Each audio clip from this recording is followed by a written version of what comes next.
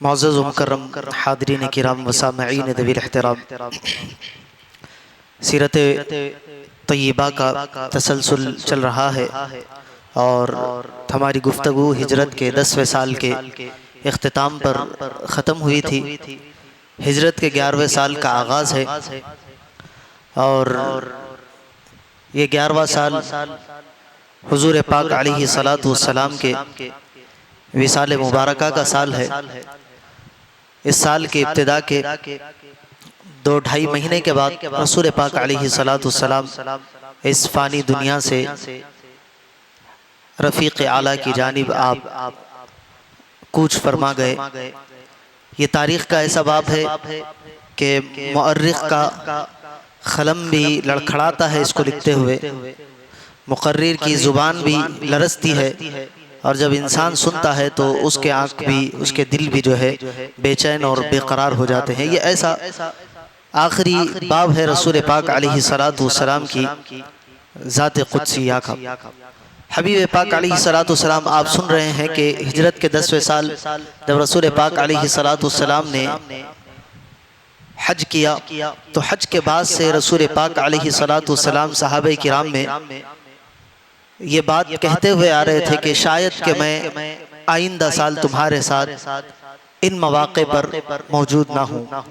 یا آئندہ کبھی تمہارے ساتھ حج کا موقع نہ ملے۔ ابھی مجھ سے حج کے جو بھی معاملات ہیں، جو بھی ارکان ہیں، تم اچھی طریقے سے پوچھ لو، سیکھ لو۔ یہ حبیب پاک علیہ السلام شاید کہہ کر جو ہے صحابہ کرام کو آنے والے حالات سے واقف کرا رہے تھے، اور اس میں جو جلیل القدر عمر رسیدہ صحابہ کرام تھے وہ اس پیغام کو سمجھ چکے تھے کہ نبی پاک علیہ السلام اپنے آخری وقت کا اعلان کر رہے ہیں۔ اور جب یہ خطبات رسول پاک علیہ السلام ارشاد فرماتے کہ شاید میں تمہارے درمیان آئندہ موجود نہ ہوں گا، حضور تو فرماتے شاید، لیکن رسول اللہ کا شاید یقینی ہوا کرتا تھا۔ حضرت ابو بکر صدیق رضی اللہ تعالیٰ عنہ جیسی جلیل القدر ہستی جو حضور صلی اللہ علیہ وسلم کے پہلو میں بیٹھا کرتی تھی، جب آپ خطبہ ارشاد فرماتے تو حضرت ابو بکر زار و قطار رونے لگتے۔ عام صحابہ کرام جو نوجوان تھے، جو بعد میں ایمان لائے تھے، وہ اس کیفیت کو نہیں سمجھ سکتے، لیکن حضرت سیدنا صدیق اکبر رضی اللہ تعالیٰ عنہ سمجھ گئے تھے کہ حضور پاک علیہ السلام اب کچھ عرصے میں اس دنیا سے کوچ فرما جائیں گے۔ آپ سن چکے ہیں کہ حجۃ الوداع ہوا، اس کے بعد رسول پاک علیہ السلام واپس ہو رہے تھے۔ گزشتہ درس میں ہم نے سنا کہ مقام غدیر پر حضور پاک علیہ السلام نے اپنی اہل بیت کا حضرت مولا کائنات علی مرتضیٰ رضی اللہ تعالیٰ عنہ کی شان و عظمت بیان کی۔ اس کے بعد رسول پاک علیہ السلام وہاں سے نکلے۔ ذی الحجہ کے آخری دنوں میں 24 یا 28 کا ذکر آتا ہے، رسول پاک علیہ السلام مدینہ منورہ میں آ گئے۔ محرم الحرام کا مہینہ ایسے ہی گزرا، چند واقعات پیش آئے۔ سفر کے مہینے میں یہاں رسول پاک علیہ السلام نے اپنی حیات مبارکہ کا آخری لشکر روانہ فرمایا۔ یہ حضور پاک علیہ السلام کی حیات کا سب سے آخری لشکر تھا، اس کا نام تھا جیش اسامہ۔ حضرت اسامہ بن زید رضی اللہ تعالیٰ عنہ اس لشکر کے امیر بنائے گئے، اور رومیوں کی جانب رسول پاک علیہ السلام نے ان کو جانے کا حکم فرمایا اور کہا کہ اے اسامہ اچانک جانا فوج لے کر اور رومیوں پر حملہ کر دینا، تاکہ ان کو جنگ کی تیاری کا موقع نہ ملے اور تم فتح یاب ہو کر واپس لوٹو۔ باوجود یہ کہ رسول پاک علیہ السلام کی مزاج اقدس میں تغیر آ گیا تھا، وہ وفات کی کیفیات حبیب پاک علیہ السلام پر طاری ہو گئی تھی، اس کے باوجود نقاہت کے کمزوری کے باوجود رسول پاک علیہ السلام نے اس جھنڈے کا جو نشان ہوتا ہے، علم ہوتا ہے، اس کو رسول پاک علیہ السلام نے خود اپنے ہاتھوں سے باندھا اور اس کو حضرت اسامہ رضی اللہ تعالی عنہ کو دے کر فرمایا کہ بسم اللہ وفی سبیل اللہ، اللہ کے نام سے اور اس کی راہ میں نکلو، فقاتل من کفر باللہ، اور کافروں کے ساتھ قتال اور جنگ کرو۔ یہ حبیب پاک علیہ الصلاۃ والسلام کا حکم پا کر حضرت اسامہ بن زید رضی اللہ تعالیٰ عنہ دیگر صحابہ کرام کو لے کر مدینہ منورہ سے نکل کر ایک مقام پر حبیب پاک علیہ الصلاۃ والسلام نے پڑاؤ کرنے کا حکم دیا تھا، وہ مقام جرف تھا۔ وہاں پر جا کر حضرت اسامہ ابن زید رضی اللہ تعالیٰ عنہ نے پورا لشکر جمع ہونے کے لیے انتظار کرنا شروع کیا۔ تمام صحابہ نے اعلان فرما دیا کہ ہم وہاں جا رہے ہیں، پڑاؤ ڈال رہے ہیں، جو جو جنگ میں آنا چاہتا ہے جرف کے مقام پر آ جائے۔ اب کچھ عمر رسیدہ صحابہ کرام تھے یا بعد میں ایمان لانے والے صحابہ کرام تھے، انہوں نے کہا کہ یا رسول اللہ صلی اللہ علیہ وسلم، یہ اسامہ، حضرت اسامہ کی اس وقت عمر 17 یا 18 سال کی تھی، اور جلیل القدر صاحب حضرت ابو بکر موجود ہے، حضرت عمر موجود ہے، حضرت عثمان و علی موجود ہے، حضرت خالد ابن سیف اللہ جو اللہ کی تلوار ہے، حضرت خالد ابن ولید وہ موجود ہے۔ بہرحال بہت سارے صحابہ کرام جو اس وقت علم کے اعتبار سے ہی بڑے تھے، عمر کے اعتبار سے ہی بڑے تھے، اور درجات کے اعتبار سے ہی بڑے تھے، طاقت و ہمت کے اعتبار سے ہی بڑے تھے، اور جو ایکسپیرینس ہوتا ہے، تجربے کار ہوتے ہیں، اس کے لحاظ سے بھی زیادہ تھے، لیکن رسول پاک علیہ الصلوۃ والسلام نے حضرت اسامہ کا انتخاب کیا۔ تو صحابہ کرام میں کچھ باتیں ہونے لگی کہ ابھی نوجوان صحابی ہے اور اس کے ماتحتی میں حضور صلی اللہ علیہ وسلم ہم کو ان کے تحت میں، ان کے انڈر میں جو ہے جنگ کرنے کے لیے بھیج رہے ہیں، یہ کیسے ممکن ہے؟ اس طرح کے الفاظ جو ہے لوگوں کے درمیان باتیں چلنے لگی۔ حضور پاک علیہ الصلوۃ والسلام کو جب یہ بات پہنچی کہ انصار کے اندر، مہاجرین کے اندر جو ہے اکابر اور بہادر لوگ موجود ہونے کے باوجود ایک نو عمر کا لڑکا جو 20 سال سے کم جس کی عمر ہے، اس کو لشکر کا امیر بنایا جا رہا ہے، حضور تک یہ خبر پہنچی تو حضور پاک علیہ الصلوۃ والسلام پر یہ شاخ گزرا۔ حضور پاک علیہ الصلوۃ والسلام نے اس کو پسند نہیں فرمایا، باوجود یہ کہ حبیب پاک علیہ الصلوۃ والسلام کی طبیعت خراب ہے، ناسازگی طبیعت کے باوجود آپ اپنے سر پر پٹی باندھ کر چادر کو اوڑے ہوئے اپنے گھر سے اپنے نکلے اور مسجد نبوی کے منبر پر آپ چڑھے، اور چڑھ کر آپ نے خطبہ ارشاد فرمایا اور فرمایا کہ اگر تم لوگ اسامہ کی سپہ سالاری پر تانا زنی کرتے ہو تو یاد رکھو کہ تم نے ان کے والد جو حضرت زید تھے ان کی سپہ سالاری پر بھی تانا زنی کی تھی، لیکن تم کو یاد ہوگا کہ یہ زید تھے جنہوں نے جنگ کی اور میدان جنگ میں بہت سی فتح دلائی، اور میدان جنگ ہی میں لڑتے لڑتے یہ شہید ہو گئے، اور یہ اسامہ اور ان کے والد یہ دونوں میرے نزدیک محبوب ترین صحابہ کے اندر ہے، اور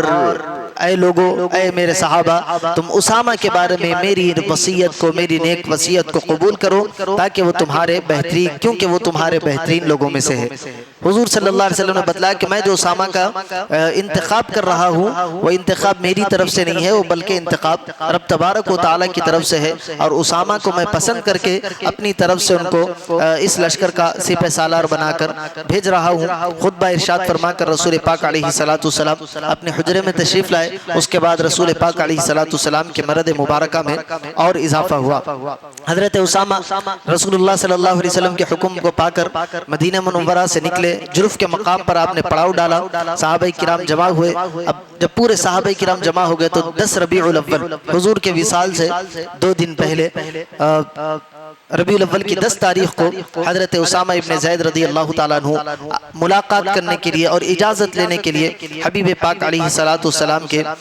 حجر انور میں داخل ہوئے۔ جروف سے آ کر مدینہ منورہ میں حضور صلی اللہ علیہ وسلم سے ملاقات کی اور طبیعت کی مزاج پرسی کی۔ اس کے بعد رسول پاک علیہ الصلوۃ والسلام سے اجازت طلب کی تو حضرت اسامہ کو دیکھ کر باوجود یہ کہ رسول پاک علیہ الصلوۃ والسلام گفتگو نہیں فرما سک رہے اور بول نہیں سک رہے ہیں، لیکن آسمان کی جانب آپ رسول پاک علیہ الصلوۃ والسلام اپنے دست کو اٹھاتے اور حضرت اسامہ کے بدن پر اپنے ہاتھ کو شفقت کے ساتھ پھیرتے جاتے۔ حضرت نبی پاک علیہ الصلوۃ والسلام کے اس عمل کے بعد حضرت اسامہ رضی اللہ عنہ رخصت ہوئے اور اعلان کر دیا کہ ہم 12 ربیع الاول کو جرف کے مقام سے جس جانب جنگ کے لیے ہم کو جانا ہے وہاں پر چلے جائیں گے، ناگہاں آپ کی وارث حضرت ام ایمن کا خط لے کر ایک ان کا غلام حاضر ہوا، اور یہ خبر حضرت اسامہ ابن زید رضی اللہ تعالی عنہ کو دی گئی کہ رسول پاک علیہ السلام کے اوپر نزاع کی حالت طاری ہے۔ یہ خبر سن کر حضرت اسامہ ابن زید رضی اللہ تعالیٰ عنہ اور آپ کی ماتحتی میں حضرت عمر تھے، حضرت ابو عبیدہ تھے اور جلیل القدر صحابہ کرام تھے، وہ لوگ جنگ کو جانے کا واپس جو ہے مدینہ منورہ میں آگئے، اور اسی دن جو ہے حبیب پاک علیہ السلام کا وصال اقدس بھی ہو گیا۔ وہ وصال اقدس کی کیفیت کیسی تھی وہ آگے انشاءاللہ ہم آئندہ درس میں سماعت کریں گے۔ حبیب پاک علیہ السلام نے اپنے وصال کی جو خبریں تھی اس کو پہلے ہی 2 مہینوں میں 2-4 مرتبہ رسول پاک علیہ السلام نے صحابہ کرام کے پاس پہنچا دی تھی۔ آپ سن چکے ہیں کہ سفر سے واپسی کے وقت حبیب نے فرمایا کہ لعل شاید میں تمہارے درمیان دوبارہ موجود نہیں ہوں گا۔ اس کے بعد رسول پاک علیہ السلام نے ایک مرتبہ ایسا ہوا کہ حضرت عقبہ بن عامر رضی اللہ تعالیٰ عنہ فرماتے ہیں کہ رسول پاک علیہ السلام اچانک اپنے گھر سے تشریف لائے اور کہا کہ احد کی جانب چلو۔ حبیب پاک علیہ السلام اور کچھ صحابہ کرام احد کی جانب جو ہے چلے گئے، اور نبی پاک علیہ السلام نے وہاں پر جا کر میدان احد میں جہاں پر شہدائے احد ہے ان کی قبروں پر حاضر ہو کر رسول پاک علیہ السلام نے جس طرح ایک میت کی نماز جنازہ پڑھائی جاتی ہے، قبروں پر آپ نے نماز جنازہ ادا کی اور ارشاد فرمایا کہ میں تم سے پہلے فوت ہونے والا ہوں اور میں تمہارے اوپر گواہ ہوں اور میں اس وقت اپنے حوض کو دیکھ رہا ہوں۔ یہ حبیب پاک علیہ السلام نے صاف اور صریح انداز میں فرما دیا کہ میں تم سے پہلے اللہ کی جانب جانے والا ہوں اور میں تم پر اللہ کے پاس گواہ ہوں گا، یعنی میں تمہارے ایمان کی گواہی دوں گا اور میں حوض کوثر کو اپنے دیکھ رہا ہوں۔ یہ ابھی جو ہے وفات مرض آپ کا شروع نہیں ہوا تھا، اس سے پہلے کا واقعہ ہے۔ ایک اور واقعہ ذکر آتا ہے کہ حضرت نبی پاک علیہ السلام رات کے وقت اپنے کاشان اقدس سے نکلے، آپ کے غلام تھے حضرت ابو موہبہ رضی اللہ عنہ جن کا نام آتا ہے۔ آپ نے کہا کہ اے ابو موہبہ چلو جنت البقیع جانا ہے۔ نبی پاک علیہ السلام کو لے کر وہ جنت البقیع میں آئے، تو نبی پاک علیہ السلام نے جنت البقیع میں جو مدفون صحابہ کرام تھے، جو مدفون لوگ تھے، ان کے لیے رسول اللہ صلی اللہ علیہ وسلم نے دعا فرمائی، اور دعا فرمانے کے بعد حبیب پاک علیہ السلام نے فرمایا کہ اے ابو موہبہ، اللہ تبارک و تعالیٰ نے مجھے اختیار دیا اور اس میں سے 2 چیزوں کا اختیار اللہ نے میرے سامنے پیش کیا۔ ایک تو یہ تھا کہ اللہ نے مجھے فرمایا کہ اے رسول اللہ صلی اللہ علیہ وسلم، آپ کو اختیار ہے کہ آپ لمبی زندگی اور آرام والی زندگی،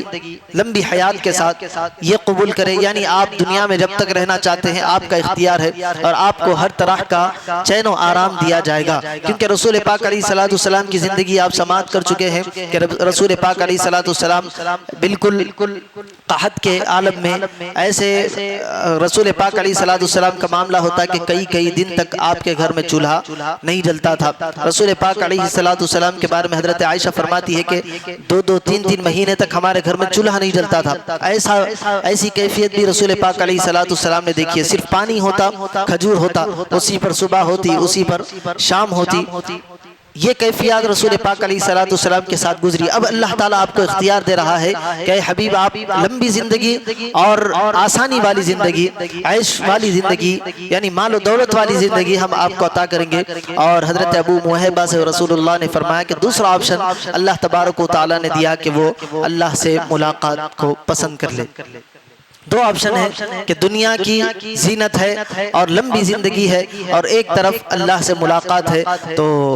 حبیب پاک علیہ السلام نے جب یہ کلمات کہے تو حضرت ابو موہبہ نے عرض کیا کہ یا رسول اللہ، آپ پہلے والے آپشن کو قبول کریں، کیونکہ صحابہ کرام کی چاہت یہی تھی کہ رسول اللہ ان کے درمیان موجود رہے۔ انہوں نے فرمایا کہ یا رسول اللہ، آپ لمبی زندگی کو پسند کریں، تو حضور صلی اللہ علیہ وسلم نے فرمایا کہ اے ابو موہبہ، میں نے دوسرے آپشن کو، یعنی دوسری جو چیز ہے اللہ سے ملاقات اور اللہ کے پاس جانے کو میں نے پسند کر لیا ہے۔ یہ رسول پاک علیہ السلام صحابہ کرام رضوان اللہ علیہم اجمعین کے درمیان اپنے مرض وصال سے پہلے ہی آپ جو ہے اپنے اس دنیا سے رخصت ہونے کا ارشاد جو ہے فرما رہے تھے۔ اسی طرح حضرت عائشہ صدیقہ رضی اللہ تعالی عنہا کے بارے میں بھی آتا ہے کہ آپ رسول پاک علیہ السلام ان کو بھی اس طرح کی قبریں